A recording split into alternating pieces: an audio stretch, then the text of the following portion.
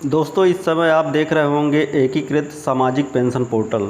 इस पोर्टल के माध्यम से विभिन्न प्रकार के पेंशनों के लिए ऑनलाइन आवेदन किया जा सकता है, जैसे कि वृद्धावस्था पेंशन, निराश्रित महिला पेंशन और दिव्यांगजन पेंशन के लिए यहां से अप्लाई किया जा सकता है। तो आज के इस वीडियो में निराश्रित महिला पेंशन के बारे में हम आपको बताएंगे और उसी को ऑनलाइन करके दिखाएंगे। तो चलिए चलते हैं। यहाँ पर देखिए, आपको दिख रहा होगा ऑनलाइन आवेदन, आवेदक लॉगिन। तो पहले हम ऑनलाइन आवेदन पर क्लिक करेंगे और यहाँ से हम आ जाएंगे फॉर्म फिलअप वाले पेज पर, जहाँ पर कि कुछ छोटी मोटी जानकारियाँ आपको देना पड़ता है। तो सबसे पहले यहाँ से हम अपने डिस्ट्रिक्ट का चुनाव करेंगे। डिस्ट्रिक्ट का चुनाव करने के बाद आप भली भांति जान लें कि आप शहरी क्षेत्र के हैं या ग्रामीण क्षेत्र के।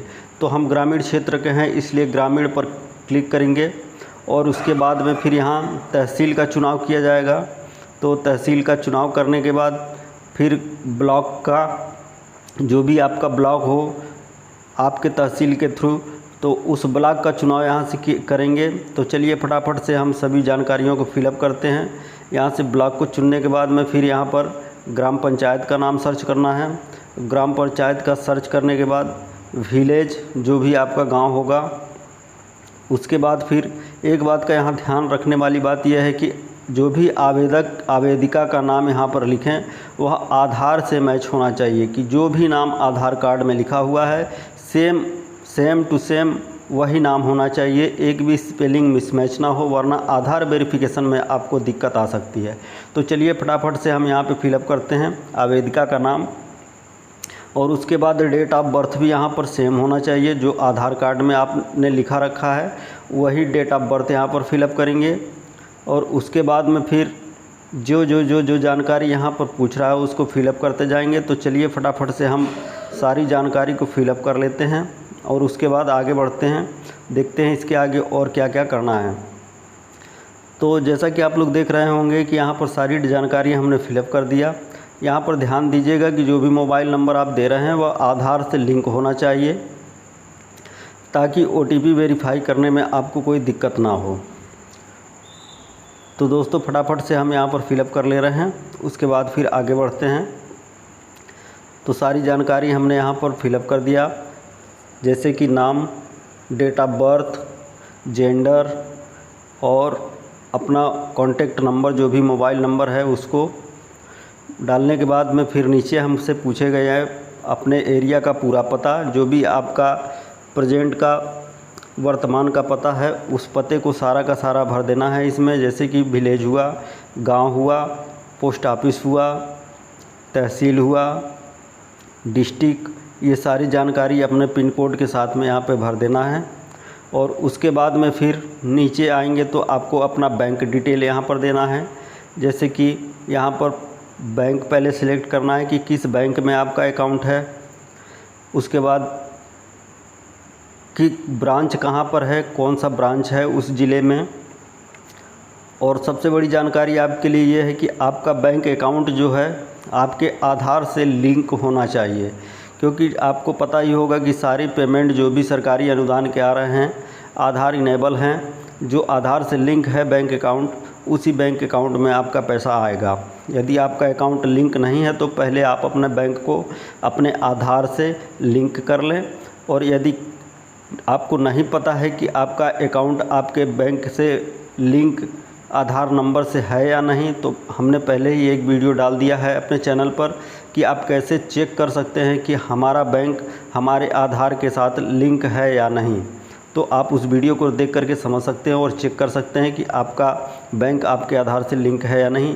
तो बैंक का डिटेल सारा डालने के बाद यहाँ पर हम फिर आय प्रमाण पत्र लगेगा यहाँ पर।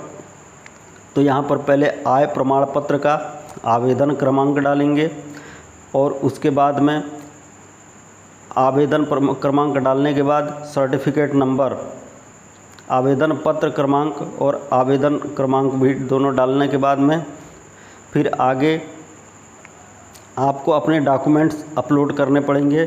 तो चलिए फटाफट से हम अपने आय प्रमाण का डिटेल डालने के बाद फिर देखते हैं कि क्या क्या डॉक्यूमेंट इसमें अपलोड करना पड़ेगा।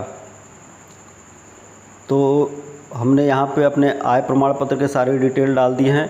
अब यहाँ पर आवेदिका का एक फ़ोटो जो कि 20 KB से अधिक नहीं होना चाहिए, उसको अपलोड करेंगे JPG फॉर्मेट में। तो चलिए हम फटाफट से डॉक्यूमेंट अपलोड कर लेते हैं। और डॉक्यूमेंट अपलोड करने के बाद, सारा डॉक्यूमेंट अपलोड करने के बाद, फ़ोटो के बाद में आधार कार्ड, जन्म के उम्र के प्रमाण में जन्म तिथि का जो भी होगा उसमें डाल के, और उसके बाद में पति का मृत्यु प्रमाण पत्र यहाँ पर अपलोड करना ज़रूरी है। तो यहाँ से हम फार्म सब कंप्लीट कर दिए हैं। अब फिर से हम जाएंगे लॉगिन पेज पर। तो यहाँ से हम फिर से अपने लॉगिन करने के बाद में यहाँ पर जो भी डिटेल है उसको वेरीफाई करेंगे। जैसे कि फार्म हमने फिलअप किया, आप देख रहे होंगे यहाँ पर कि एक ही स्टेप अभी कंप्लीट हुआ है, उसके बाद में 3 स्टेप अभी बाकी हैं। तो यहाँ पर पहले फार्म फिलअप को देखने के बाद इसको फाइनल सबमिट कर देंगे हम। तो सारी डिटेल हमने चेक कर लिया है कि सारा डिटेल सही है हमारा, और उसके बाद कैप्चा डालने के बाद इसको फाइनल सबमिट कर देंगे। तो फाइनल सबमिट करने के बाद देखते हैं फिर क्या मांगता है। तो चलिए फटाफट से हम इसको फाइनल सबमिट कर देते हैं। और यहाँ पर हमने सारी जानकारी चेक करने के बाद और सभी चीज़ों को देखने के बाद फाइनल सबमिट कर दिया। अब इसके बाद हमें आधार ऑथराइजेशन करना पड़ेगा कि आधार वेरीफाई कराना पड़ेगा यहाँ पे। तो इसीलिए हमने शुरू में कहा था कि जो आधार से नाम होगा वही नाम और डेट ऑफ बर्थ यहाँ पर डालना है। तो पहले यहाँ पर आवेदक का आधार नंबर डालेंगे, उसका मेल या फीमेल वह भी चेक करेंगे, डेट ऑफ बर्थ सही लिखा है या नहीं उसको भी देख लेंगे। और उसके बाद आधार नंबर डालने के बाद कैप्चा फिलअप करेंगे, और कैप्चा बड़े ध्यान से फिलअप करना है। और कैप्चा डालने के बाद में चेक फॉर आधार ऑथराइजेशन पर क्लिक कर देना है, तो जिससे हमारा आधार वेरीफाई हो जाए। तो यहाँ पर आप देख रहे होंगे कि हमारा आधार कार्ड वेरीफाई हो गया, जैसा कि यहाँ पर दिखा रहा होगा आपको कि आधार कार्ड हमारा वेरीफाई हो गया। अब आधार कार्ड वेरीफाई होने के बाद में इसके डिटेल जो भी आएगा, यहाँ पर राइट का चिन्ह दे दिया सर ग्रीन में। उसके बाद में हमारा आधार वेरीफाई हो गया है। अब आधार वेरीफाई करने के बाद फाइनल सबमिट कर देंगे हम इसको। और जब फाइनल सबमिट कर देंगे तो आपको आपके सामने दिखाई देगा कि आपके सारे के सारे ऑप्शन ग्रीन हो गए हैं। आप देख रहे होंगे स्टेप 1, स्टेप 2, स्टेप 3। तो इस प्रकार आप किसी का भी निराश्रित महिला का पेंशन आवेदन कर सकते हैं। आज के वीडियो में बस इतना ही।